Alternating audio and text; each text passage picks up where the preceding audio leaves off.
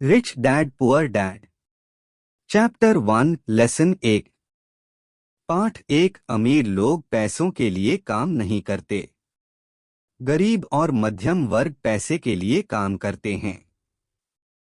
अमीर लोग पैसों से अपने लिए काम करवाते हैं। पापा, क्या आप मुझे बता सकते हैं कि अमीर कैसे बनते हैं? मेरे पिताजी ने शाम का अखबार नीचे रखा। तुम अमीर क्यों बनना चाहते हो, बेटा? क्योंकि आज जिमी की माँ अपनी नई कैडिलैक कार में आई थीं और वे लोग अपने बीच हाउस जा रहे थे।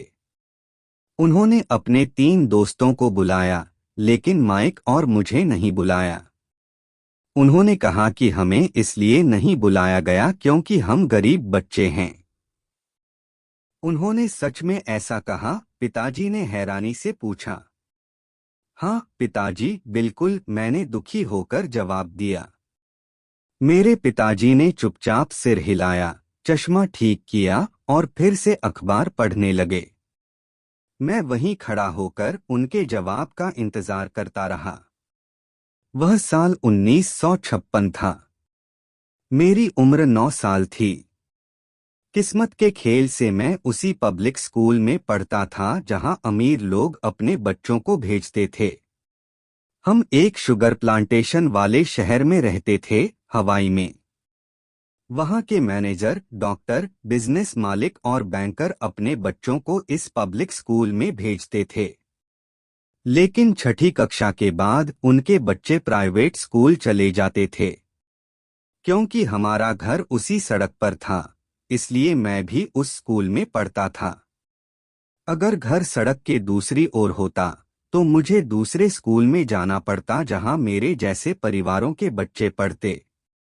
छठी कक्षा के बाद वे बच्चे प्राइवेट, इंटरमीडिएट और हाई स्कूल में चले जाते, लेकिन हमारे लिए ऐसा कोई विकल्प नहीं था। आखिरकार पिताजी ने अखबार नीचे रखा। मुझे लगा वह सोच रहे हैं। बेटा, वे धीरे से बोले, अगर तुम अमीर बनना चाहते हो तो तुम्हें पैसे कमाना सीखना होगा। मैं पैसे कैसे कमाऊं? मैंने पूछा। अपने दिमाग का इस्तेमाल करो, बेटा, उन्होंने मुस्कुराते हुए कहा। एक साझेदारी बनती है। अगली सुबह मैंने अपने सबसे अच्छे दोस्त माइक को यह बात बताई।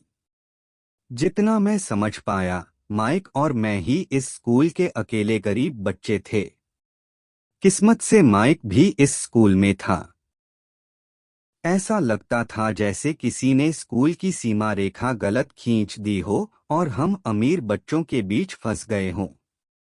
हम सच में बहुत गरीब नहीं थे, लेकिन ऐसा लगता था जैसे हम थे, क्योंकि बाकी लड़कों के पास नए बेसबॉल ग्लव्स, नई साइकिलें और सब कुछ नया था।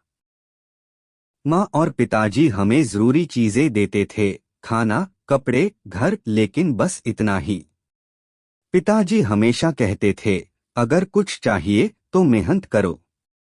लेकिन 9 साल के बच्चों के लिए ज्यादा काम उपलब्ध नहीं था। तो हम पैसे कैसे कमाएं? माइक ने पूछा। मुझे नहीं पता, मैंने कहा। लेकिन क्या तुम मेरे पार्टनर बनना चाहोगे? वह राजी हो गया। उस शनिवार सुबह माइक मेरा पहला बिजनेस पार्टनर बन गया। हमने पूरा दिन पैसे कमाने के तरीकों पर सोचते हुए बिताया। कभी कभी हम उन कूल लड़कों की बातें करते जो जिमी के बीच हाउस में मजे कर रहे थे। हमें दुख तो हुआ, लेकिन उसी दुख ने हमें मेहनत करने की प्रेरणा दी। और फिर अचानक माइक को एक साइंस बुक से आइडिया आया। हमने हाथ मिलाया और हमारा पहला बिजनेस शुरू हो गया। कुछ हफ्तों तक हम मोहल्ले में घर घर जाकर लोगों से कहते कि अपने पुराने टूथपेस्ट ट्यूब्स हमें दे दें। कुछ लोग हंसे, कुछ ने मुस्कुराकर हामी भर दी। जब लोग पूछते कि हम ये सब क्यों कर रहे हैं, तो हम कहते, ये बिजनेस सीक्रेट है। धीरे धीरे टूथपेस्ट ट्यूब्स का ढेर लगने लगा। लेकिन आखिरकार मेरी माँ तंग आ गईं। उन्हें हमारे गंदे, मुड़े तुड़े टूथपेस्ट ट्यूब्स का ढेर बुरा लगने लगा। तुम लोग कर क्या रहे हो? माँ ने गुस्से से पूछा। ये मत कहना कि ये बिजनेस सीक्रेट है। इस गंदगी को हटाओ वरना मैं सब फेंक दूंगी। हमने बहुत समझाया कि बस थोड़े और ट्यूब्स मिल जाएं तो हम प्रोडक्शन शुरू कर देंगे। माँ ने हमें 1 हफ्ते का समय दिया। आखिरकार हमारा प्रोडक्शन शुरू हुआ। एक दिन पिताजी अपने दोस्त को लेकर आए और देखा कि हम 9 साल के लड़के अपने घर के सामने पूरी प्रोडक्शन लाइन चला रहे हैं। टेबल पर छोटे दूध के डिब्बे थे और ग्रिल पर लाल गर्म कोयले जल रहे थे। उस समय टूथपेस्ट की ट्यूबें प्लास्टिक की नहीं बल्कि शीशे लीड की बनी होती थीं। हम उन्हें जलाकर पिघलाते और फिर पिघला हुआ सीसा दूध के डिब्बों में डाल देते। दूध के डिब्बों मिल्क कार्टन्स को प्लास्टर ऑफ पेरिस से भर दिया गया था। सफेद पाउडर हर जगह फैला हुआ था। जल्दबाजी में मैंने थैला गिरा दिया था और पूरा इलाका ऐसा लग रहा था जैसे बर्फीला तूफान आ गया हो। ये दूध के डिब्बे दरअसल प्लास्टर ऑफ पेरिस के सांचे मोल्ड्स के बाहरी खोल थे।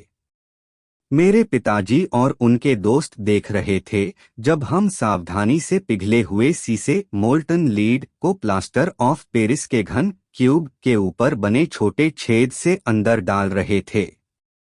सावधान, मेरे पिताजी ने कहा। मैंने बिना ऊपर देखे ही सिर हिलाकर हामी भर दी। आखिरकार जब सीसा डालना खत्म हुआ, मैंने स्टील का बर्तन नीचे रखा और पिताजी की ओर मुस्कुराकर देखा।